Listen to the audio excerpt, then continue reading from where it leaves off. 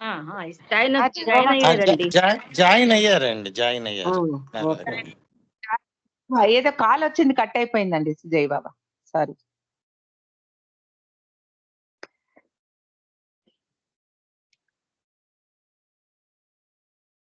మొత్తం ఊరే తరలి వచ్చింది. విశ్రాంతి ఎలా దొరుకుతుంది? అంతేకాదు వారి మీద కోపం కూడా తెచ్చుకోకూడదు. వాళ్ళతో కొందరు క్యారవాన్‌ను చూసి ఇదేంటి కొత్తగా ఉంది? ఏముంది లోపల అని అడిగేవారు. వారికి లోపల తొంగి చూడాలన్న కుతూహలం ఉండేది. క్యారవాన్ చూడటానికి ఒక బస్సులాగా కనపడేది. మోటార్ కారులాగా చక్రాలు కూడా ఉండేవి. కానీ దాన్ని ఎద్దులు లాగేవి.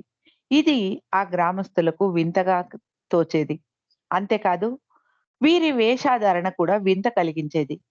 పురుష సహచరులు తెల్లటి పొడుగాటి అంగీ ధరించి తలకు ఆకుపచ్చ పాగా కట్టుకునేవారు. గ్రామస్తులు ఆశ్చర్యంగా ఎవరు మీరు ఎక్కడికి వెళ్తున్నారు అని అడిగేవారు.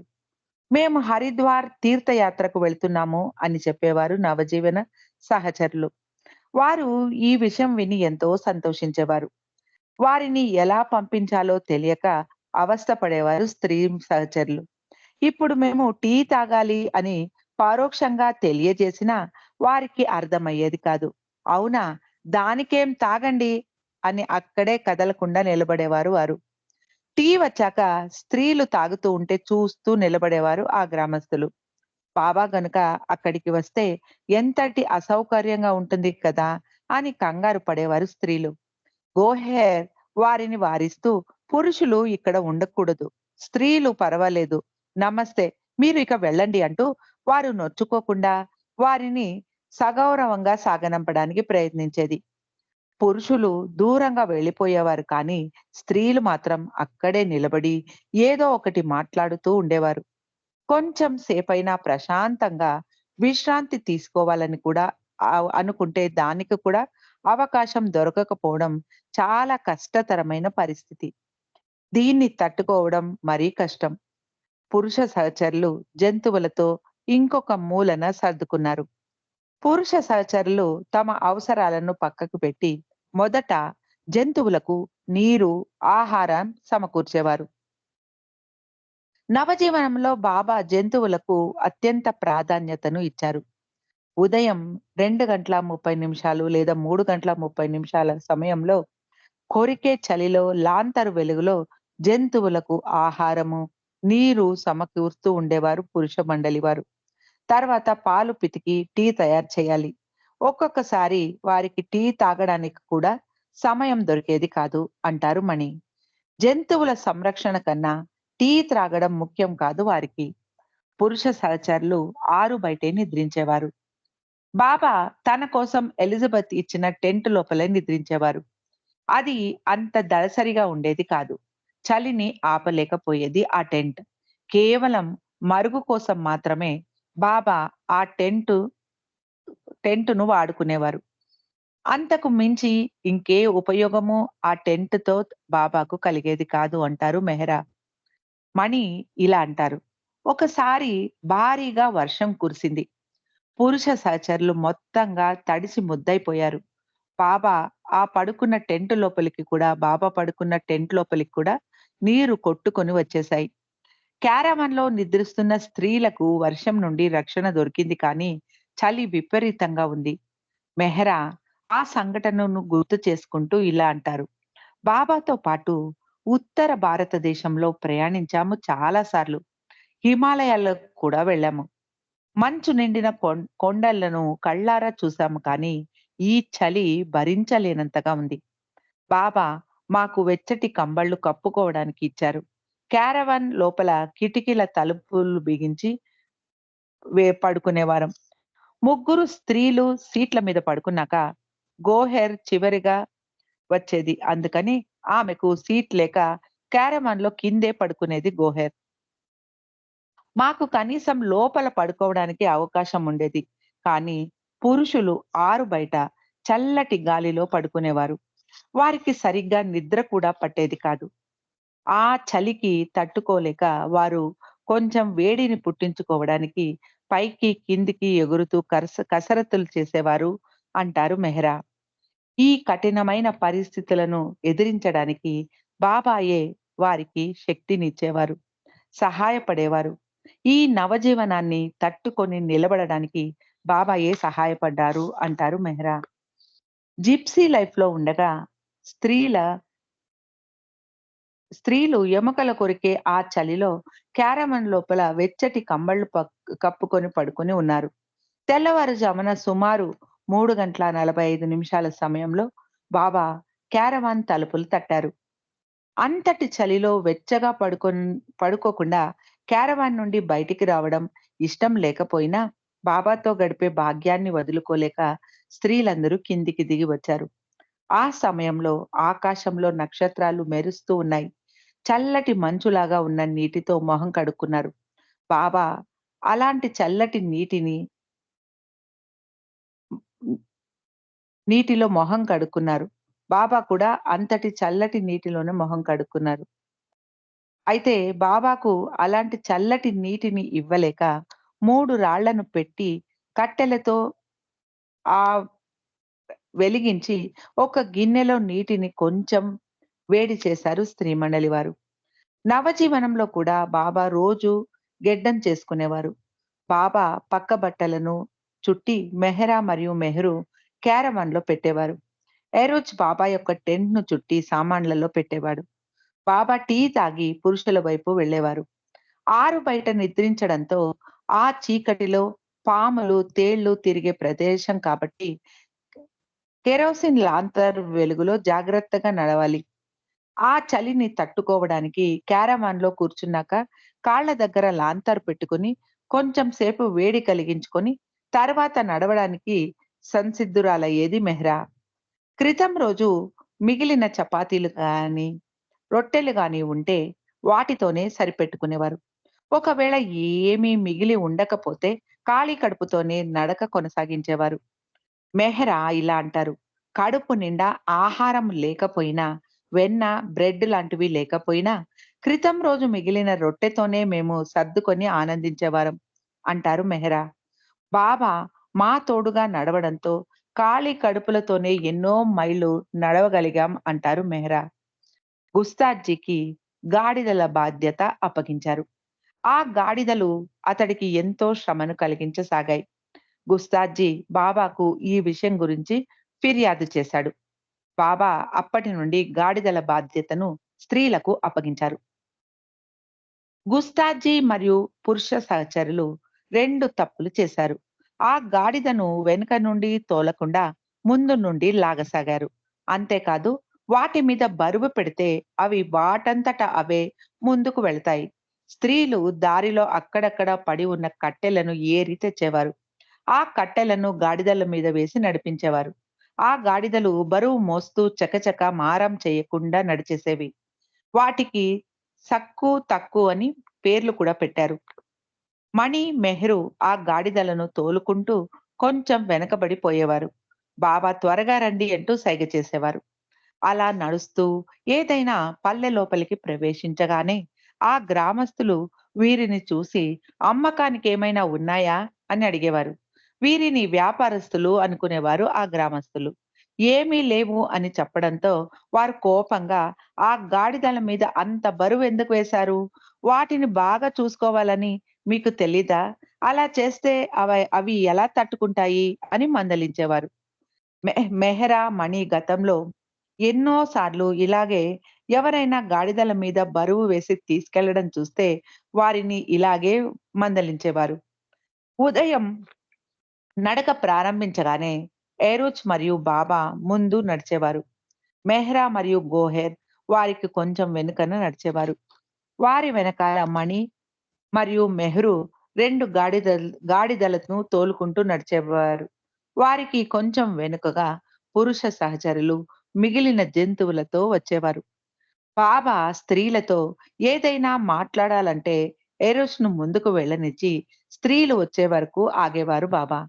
ఎన్నో మైళ్ళు చెట్లు, చేమలు దాటి అడవి గుండా ప్రయాణించేటప్పుడు పచ్చటి పొలాలు, చెరుకు తోటలు, ఆవాలు పండే పైర్ల నడుమ నడిచేవారు.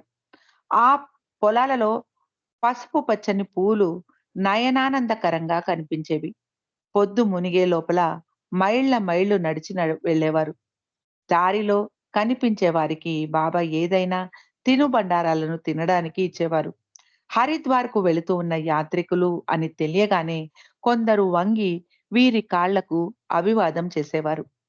మధ్యాహ్నం 1 గంట వరకు నడిచి ఏదైనా మామిడి తోట లాంటిది కనిపిస్తే అందులో విశ్రాంతి తీసుకోవాలని కాసేపు ఆగేవారు. అక్కడ కాక అందరికీ వంట సిద్ధం చేసి వేచి ఉండేవాడు. అన్నం, పప్పు తిని తలా ఒక కప్పు టీ తాగి మళ్ళీ నడక మొదలుపెట్టి సాయంత్రం దాకా నడిచేవారు. ఒకసారి ఇలా నడిచేటప్పుడు ఒక ఇబ్బందికర పరిస్థితి ఎదురైంది స్త్రీలకు. బాబా మరియు ఏరోజ్ ముందు నడిచి వెళుతూ ఉన్నారు. వారి వెనక మెహరా, గోహెర్ నడుస్తున్నారు. వారికి కొంచెం వెనుకగా 2 గాడిదలను తోలుకుంటూ మణి మరియు మెహరు నడుస్తున్నారు. వారికి 1 మైలు దూరంలో వెనక పురుష సహచరులు వస్తున్నారు.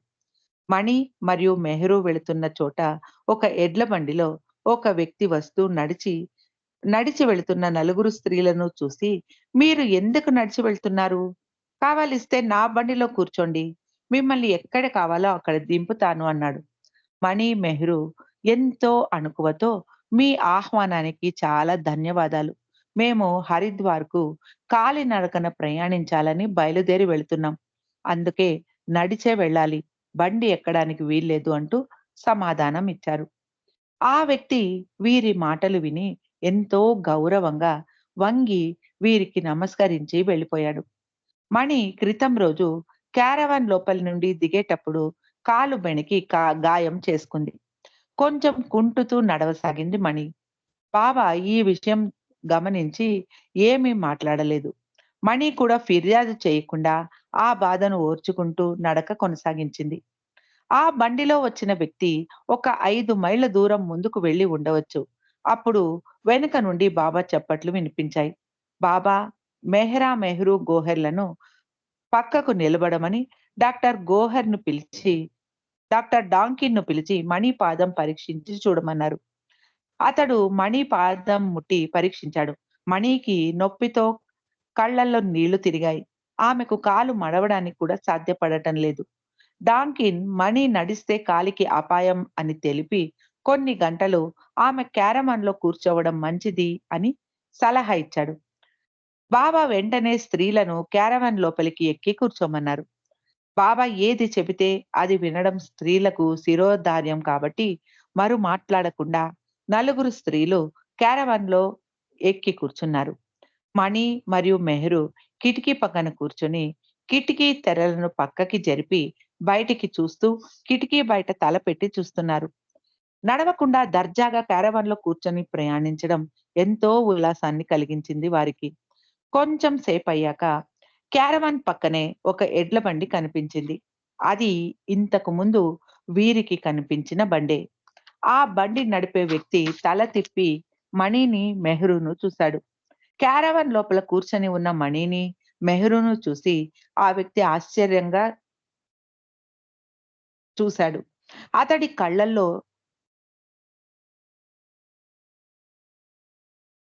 అతడి కళ్ళల్లో నొచ్చుకున్న భావం కనిపించింది. తనకు అబద్ధం చెప్పి మోసగించారు అన్న భావన అతడి కళ్ళల్లో కనిపించింది. మెహరు, మణి అతన్ని చూడగానే అవమానంతో తలలు లోపలికి వంచుకొని కూర్చున్నారు. బాబా మా ఆహాన్ని తగ్గించడానికే అలా చేశారేమో అంటారు మణి. మెహరాకు బాబా నడుస్తూ ఉంటే తాను అలా హాయిగా క్యారవాన్‌లో కూర్చొని ప్రయాణించడం ఇష్టం ఉండదు అని బాబా కూడా క్యారవాన్ లోపలికి ఎక్కి కూర్చున్నారు. నవజీవనంలో ఏర్పడిన కష్టాలు, బాధలు, ఆ చలి గురించి ఏమనిపించింది అని మెహరాను తరువాత అడగ్గా ఆమె ఇలా జవాబిచ్చారు. "ఆ పరిస్థితి కొంచెం కష్టం అనిపించింది. కానీ మేము సంతోషంగానే ఉన్నాం. ఎందుకంటే బాబా మాతోనే ఉన్నారు. మాకు అదే చాలా ముఖ్యం. ఈ కష్టాలు, బాధలు మాకంత ముఖ్యంగా అవి అంత పెద్దగా అనిపించలేదు. మేము ఆ బాధలను హృదయానికి తీసుకోలేదు. బాబా కోసం అన్ని కష్టాలను, బాధలను సహించాం. బాబాతో ఉండటం, బాబాతో నడవడమే మాకు సంతోషాన్ని కలిగించేది అంటారు మెహ్రా. డిసెంబర్ 15వ తారీఖు బాబా మరియు నవజీవన సహచరులు సారానాథ్ నుండి నడిచి జాన్పూర్ చేరుకున్నారు. అక్కడ వారికి బస ఏర్పాటైంది. కాయాబాగ్ అన్న ఈ ఎస్టేట్ లో 5 రోజులు ఉన్నారు. ఆ ఎస్టేట్ కోర్టు తగాదాల్లో ఉంది. అది చాలా విశాలమైన తోట ఉన్న ఎస్టేట్. అందులో ఉన్న గదులు స్వచ్ఛంగా లేవు. ఎన్నో రోజుల నుండి వాటిని శుభ్రం చేసి ఉండలేదు. అందుకని అవి చాలా మురికిగా ఉన్నాయి. అందుకే స్త్రీలు క్యారవాన్‌లోనే పడుకునేవారు. ఆ ప్రదేశంలో పెద్దగా, చాలా పొడుగుగా ఉన్న ముల్లంగి దుంపలు పండేవి. అవి చూడ్డానికి పెద్దగా ఉన్నా కూడా చాలా లేతగా, రుచిగా ఉండేవి అంటారు గోహెర్. బాబా తమతో ఉన్న కొన్ని జంతువులను వదిలించుకోవాలని అక్కడ నిర్ణయించుకున్నారు. ఒంటె, ఒంటెకు తగిలించే బండి, 2 ఆవులు, దూడను అమ్మివేయాలి అనుకున్నారు. బాబా ఇది పురుష సహచరులకు ఎంతో ఊరట కలిగించింది. అలాగే తెర్రగుర్రం, 2 గాడిదలు, 4 ఎద్దులు, దానికి తగిలించే బండి మరియు క్యారవాన్‌లను ట్రైన్‌లో తర్వాత మజిలీ అయిన మొరాదాబాద్ వరకు పంపించాలి అన్నారు బాబా. ఒకటి తర్వాత ఒకటి నవజీవన జంతువులను బాబా వదిలించుకున్నారు. తన పని అయిపోగానే బాబా ఒక్కొక్క పరంజిని తొలగించేసేవారు అంటారు మణి. క్యారవాన్‌ను పంపించేయడంతో బాబా స్త్రీల కోసం ఒక టెంట్‌ను తయారు చేయించారు. వారు తినడానికి, పడుకోవడానికి వీలుగా. జాన్‌పూర్‌లో భిక్ష అడిగేటప్పుడు మరికొన్ని కొత్త ఆదేశాలు పురుష సహచరులకు బాబా ఇచ్చారు. నవజీవనాన్ని గంభీరంగా ప్రారంభించడానికి ముందుగా డిసెంబర్ 22 నుండి డిసెంబర్ 31 వరకు శూన్య స్థితిగా పరిగణించాలి అన్నారు బాబా. ఆ సమయంలో తమకు విధించిన ఆదేశాలను పాటించాల్సిన అవసరం ఉండదు అన్నారు బాబా. వారు భిక్ష ఎత్తాల్సిన అవసరం లేదు. కఫ్నీలు ధరించాల్సిన అవసరం లేదు. భౌతికమైన కాయకష్టం చేయాల్సిన అవసరమూ లేదు. తమ వద్ద ఉన్న డబ్బుతో మంచి ఆహారాన్ని అందరికీ కొని ఇచ్చారు. మొత్తం అందరికీ విశ్రాంతి కల్పించారు. మెహ్రా పుట్టినరోజు కాబట్టి ఈ వారం మొత్తం అందరూ ఈ కష్టాలు, ఆపదల నుండి ఉపశమనం పొందుదాం అన్నారు బాబా. మణి ఆరోగ్యం అంత బాగా లేనందున బాబా మొరాదాబాద్ వరకు ట్రైన్‌లో వెళదాము అన్నారు. డిసెంబర్ 21వ తారీఖు అందరూ ట్రైన్‌లో బయలుదేరారు. ఆది ముందుగానే మొరాదాబాద్‌కు వెళ్లి అక్కడ సహచరులందరికీ బస ఏర్పాటు చేశాడు. మొరాదాబాద్‌లో రామ్‌లీలా మైదాన్‌లో బస ఏర్పాటైంది. స్త్రీలు ధర్మశాల లోపల ఉన్నారు. చలి చాలా ఎక్కువగా ఉందక్కడ. లోపల గచ్చు తడిగా ఉంది. బాబా పురుష సహచరులను పిలిచి ఆ నీటిని బట్టతో తుడిచి శుభ్రం చెయ్యమని చెప్పారు. ఆ ప్రదేశం నగరానికి దూరంగా ఉండటం చేత నిర్మానుష్యంగా ఉంది.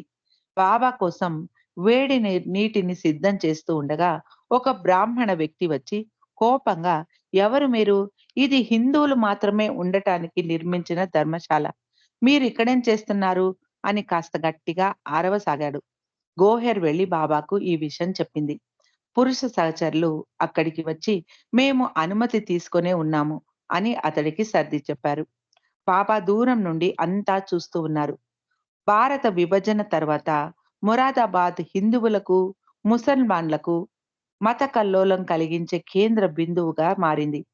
అక్కడ పరిస్థితిని ఎంత నాజూకుగా ఉందంటే బాబా పురుష సహచరులందరిలోని 2 సభ్యుల పేర్లను కూడా మార్చారు. ఆలీ అక్బర్‌ను అలోబా అని, డాక్టర్ ఘనీని ఘనోబా అని హిందువుల పేర్లతో పిలవమన్నారు బాబా. దగ్గర ఉన్న బావి నుండి నీరు చేది తెచ్చుకొని వాడుకునేవారు. బాబాకు జిగర్ అన్న కలం పేరుతో కవితలు రాసే వ్యక్తి యొక్క కవితలు చాలా ఇష్టం. ఆ వ్యక్తి మొరాదాబాదులోనే ఉండేవాడు.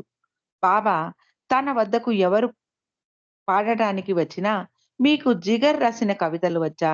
అని అడిగి మరీ పాడించుకునేవారు. కానీ ఇప్పుడు మొరాదాబాదులోనే ఉన్న జిగర్‌కు బాబా యొక్క దర్శన భాగ్యం దొరకలేదు. జిగర్‌కు బాబా గురించి తెలుసు. అతడు తాగుడుకి బానిసైపోయాడు. ఎన్నో కష్టాలతో, ఇబ్బందులతో జీవిస్తూ ఉండేవాడు. అతడి భార్య అతడిని వదిలి వెళ్ళిపోయింది. ఇంతటి దుర్భర పరిస్థితులలో కూడా జిగర్ ఎంతో ఉత్కృష్టమైన కవితలను రాశాడు. తన అవసాన కాలంలో ఎవరో బాబా ప్రేమికుడు అతడిని కలిసి బాబా రాసిన గాడ్ స్పీక్స్ పుస్తకాన్ని ఇచ్చాడు. జిగర్ ఆ పుస్తకాన్ని ఎంతో గౌరవంతో తన నుదుటికి ఆనించుకున్నాడు. ఒకరోజు బాబా విశ్రాంతి తీసుకుంటూ ఉన్నారు.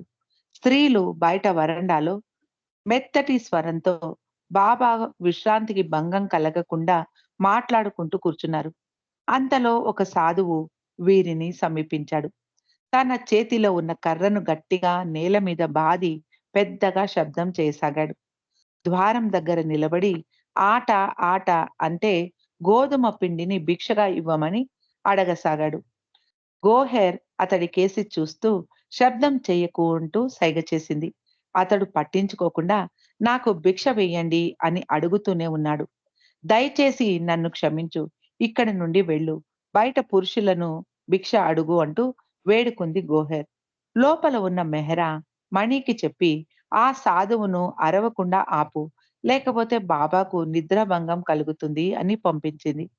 మణి కష్టపడి ఆ వ్యక్తిని రోడ్డుకు అటువైపు ఉన్న పురుషుల బస వైపు చూపిస్తూ, అక్కడికే వెళ్ళు, అడుగు, మాకు ఇక్కడ వంట వసతి లేదు, మా ఆహారం కూడా అక్కడి నుండే వస్తుంది అని అతడికి నచ్చచెప్పి అక్కడి నుండి పంపించేసింది మణి.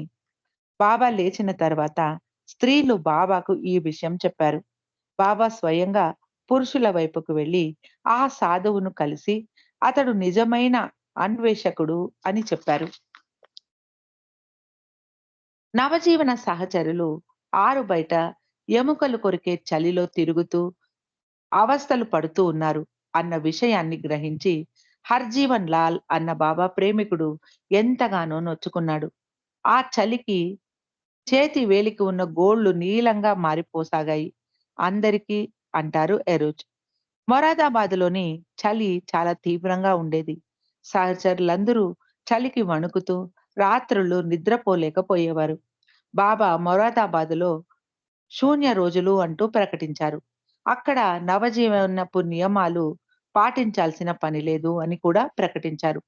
హర్జీవన్ లాల్‌కు కొన్ని వస్తువులను భిక్షగా ఇవ్వడానికి బాబా అనుమతించారు. ఊలుతో చేసిన సాక్స్ మరియు కాటన్ సాక్స్, దుప్పట్లు, స్వెటర్లు, మఫ్లర్లు, టోపీలు, జాకెట్లు, ఎండు పండ్లు, నెయ్యి, మిఠాయిలు, హల్వా, టీ పొడి, పళ్ళు, పప్పు ధాన్యాలు, చక్కెర, ఒక పెట్టె నిండా సిగరెట్లు భిక్షగా అంగీకరించారు బాబా. అది సరిగ్గా క్రిస్మస్ పండుగ మరియు మెహ్రా పుట్టినరోజు పండుగ నాడే ఈ సామాన్లు వచ్చాయి. మెహ్రా ఆ సందర్భం గురించి ఇలా అంటారు. దొంతర్లుగా పెట్టిన దుప్పట్లను చూసి మాకు చాలా సంతోషం కలిగింది. బాబా మొదటగా తన తన కోసం ఒకటి, నా కోసం ఒకటి ఎంచుకోమన్నారు. నేను నాకు నచ్చిన రంగును ఎంచుకున్నాను. బాబా అందరినీ వారికి కావాల్సిన వాటిని తీసుకోమని చెప్పారు. తలా 2 దుప్పట్లను అందరూ తీసుకున్నారు. ఆ దుప్పట్లు, స్వెటర్లు వచ్చాక ఆ చలి నుండి కొంచెం ఉపశమనం కలిగి అందరూ సంతోషించారు. ఎరుచి ఇలా అంటారు. ఆ వస్తువులు అన్నీ సరైన సమయంలో ఎంత బాగా అందాయో అంటూ బాబా వ్యాఖ్యానించారు. ఆ వ్యక్తికి సరిగ్గా మాకు అవసరమైన సమయంలో ఆ వస్తువులను ఇవ్వాలన్న ఆలోచన కలిగి అతడు వాటిని ఇవ్వడం మూలాన మేము ఆ చలి నుండి కాపాడబడ్డాము అంటాడు ఎరోజ్. బాబా యొక్క ఆధిపత్యం ఎలా ఉంటుందంటే బాబా మారువేషంలో ఉంటూ ఎవరిని ఏమీ కోరనప్పటికీ ఆ సహాయం సమయానుకూలంగా సరైన సమయానికి సమకూరుతూ ఉండేది అంటాడు ఎరోజ్. డిసెంబర్ 26వ తారీఖున మెహ్రా పుట్టినరోజును ఆచరించారు. స్త్రీలు బాబాకు పూలమాలలు వేసి అలంకరించారు. బాబా అందరికీ దగ్గర ఉన్న హోటల్ నుండి వారికి నచ్చిన పదార్థాలు తెప్పించి ఇచ్చారు. పులావ్, పెరుగు, ఒక కాయగూర తెప్పించారు. రోజు తినే ఆహారం చాలా సీదాగా ఉండేది కాబట్టి అది కాకుండా వేరే ఏది తిన్నా అది ఎంతో సంతృప్తికరంగా ఉండేది నవజీవన సహచరులకు. బాబా మరియు సహచరులు మొరాదాబాద్‌లో ఒక వారం రోజులు ఉన్నారు. డెహ్రాడూన్‌లో బాబా కొన్న స్థలంలో ఇల్లు కట్టడం ఇంకా పూర్తి కాలేదు కాబట్టి ఇంకా మొరాదాబాదులోనే ఉన్నారు అందరూ. బాబా ఒకరోజు బైదుల్ తోడు రాగా స్త్రీలను నగరం చూపించడానికి కాలినడకన తీసుకెళ్లారు. బాబా బైదుల్ ముందుగా వెళ్ళగా నలుగురు స్త్రీలు వెనక నడవసాగారు. ఆ రోజుల్లో మొరాదాబాద్ చాలా ప్రశాంతంగా ఉండేది.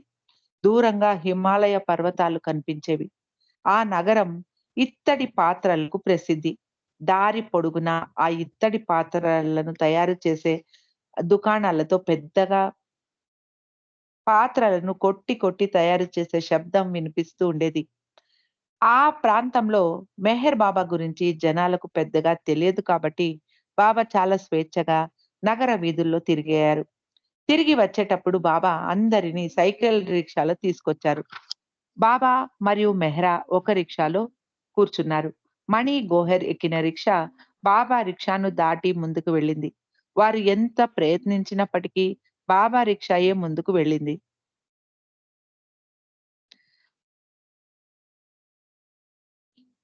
అలా అలా తమతో వస్తున్న రిక్షాను ఓడించి ముందుకు వెళ్ళడం బాబాకు ఎంతో వినోదం కలిగించేది అంటారు మెహ్రా. 1950 జనవరి 1వ తారీఖున బాబా స్త్రీల వద్దకు వచ్చి తన చేతిలోని కేక్‌లను మొదట మెహ్రాకు ఇచ్చి తర్వాత మిగిలిన స్త్రీలకు ఇచ్చారు.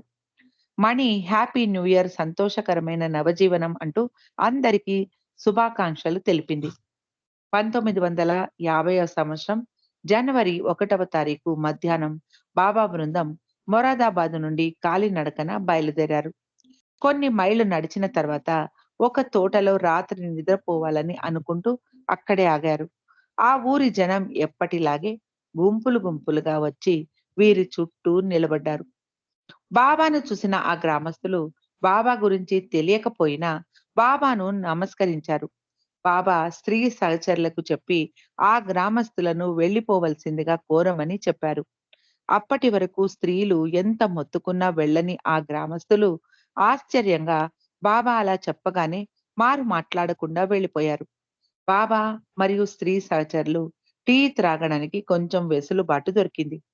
ఒకసారి ఒక ముసలి స్త్రీ రంగురంగుల బట్టలు ధరించి చెవులకు చెవుల చుట్టూ రకరకాల కమ్మలు ధరించి బాబా వద్దకు వచ్చి, నాకు మీ ముందు నాట్యం చేయాలన్నంత ఆనందంగా ఉంది మిమ్మల్ని చూస్తూ ఉంటే.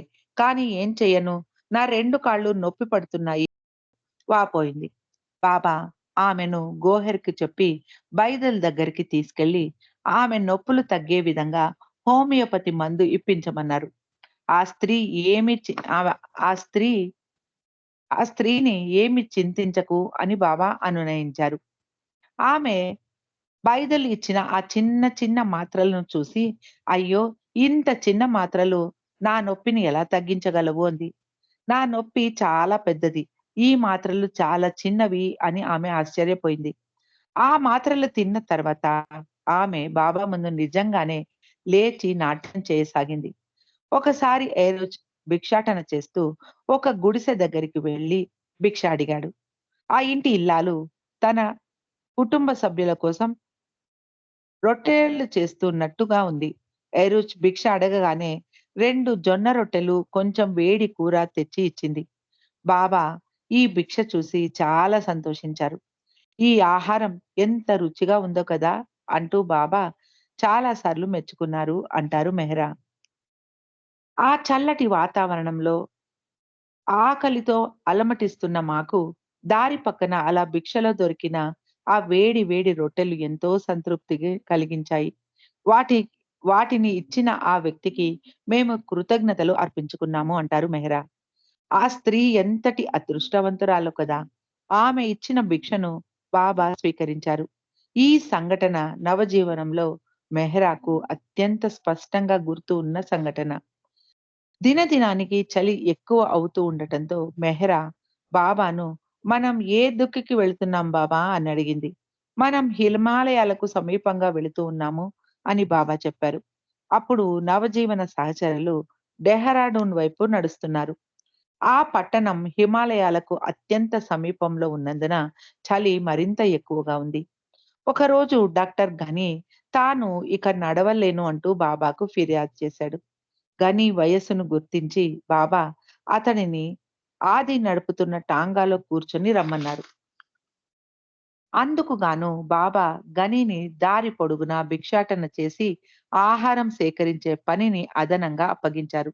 అన్ని రోజుల వరకు భిక్ష అడిగేటప్పుడు చాలా వినయంగా, ప్రేమగా భిక్షను అడగాలని, ఒకవేళ వారు నిరాకరించినా ఏమీ మాట్లాడకుండా పక్కకు వెళ్లి భిక్ష అడగాలని బాబా ఆదేశించి ఉన్నారు.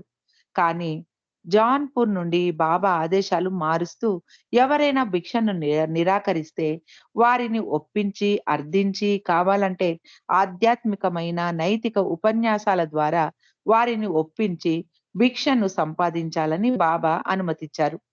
గని ఎంతగా జనాలను ప్రభావితం చేశాడంటే, వారు తాము కూడా ఆ బృందంలో చేరి వారితో కలిసి హరిద్వార్‌కు వస్తాము అని పట్టుబట్టేవారు. గని ఎంతో ప్రయాసతో వారిని బ్రతిమిలాడి మానిపించేవాడు. ఒకసారి గని తన మాటల నైపుణ్యంతో జనాలను ఒప్పించి చాలా భిక్ష సేకరించి తెచ్చాడు. చపాతీలు, పూరీలు చే చేసుకు చేసుకోవడానికి చాలా పిండి భిక్షగా దొరికింది. కుక్కలు, మిగతా జంతువులు వాటిని ముట్టకుండా చెట్ ఆ వచ్చిన భిక్షను చెట్ల మీద తగిలించారు ఆ సంచిని. అయితే చెట్ల మీద ఉన్న కోతులు వాటిని ఎత్తుకెళ్ళిపోయాయి. మండలి వారు ఆ కోతుల మీద కోపం తెచ్చుకోకుండా వాటిని తోలడానికి ప్రయత్నించారు. ఆ కోతులు భయం లేకుండా వాటిని ఎత్తుకెళ్ళిపోయాయి. ఈ కోతుల బెడద కాదు, తెల్ల గుర్రం కూడా పేచి పెట్టసాగింది. అది తమకు కట్టిన బండిని లాగకుండా మొరాయించసాగింది. కాక బండి ఎక్కి కూర్చోక ముందే అది పరిగెత్తుకుంటూ వెళ్ళిపోయేది. కాక దాని వెంట పరిగెత్తుకెళ్ళి బండిని ఆపి అందులో ఎక్కేవాడు.